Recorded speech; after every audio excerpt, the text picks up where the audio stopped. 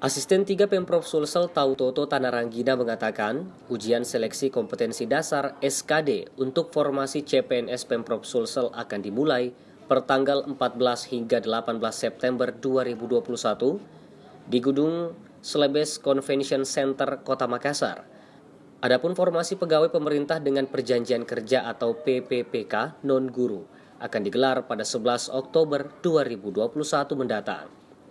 Toto mengimbau agar para peserta untuk mengantisipasi hal-hal yang bisa menghalangi ujian, termasuk tidak membawa kendaraan sendiri saat menuju lokasi ujian untuk menghindari kemacetan parkiran yang bisa menyita waktu. Selain itu, hasil swab PCR atau rapid antigen yang menjadi dokumen wajib juga diingatkan untuk tidak luput dibawa serta. Sebaiknya untuk tidak membawa kendaraan sendiri, karena bayangkan kalau 1.200 kendaraan, ya. Kemudian ojol saja deh. Ya bagus antara ojol. Kemudian jangan lupa swab atau antigen, ya, antigen.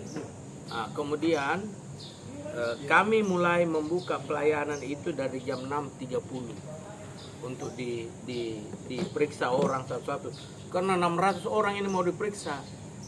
Itu nanti kita berharap selesai jam 7.45, semua sudah di dalam kelas.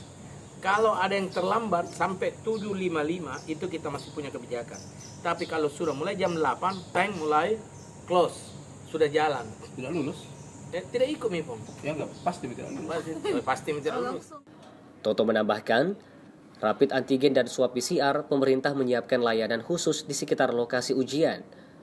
Pelayanan dibuka mulai pukul 6.30 WITA pagi hingga pukul 7.45 WITA. Ujian sendiri dijadwalkan akan dimulai pada pukul 8 WITA. Mardianto Lahamid, Slebes TV.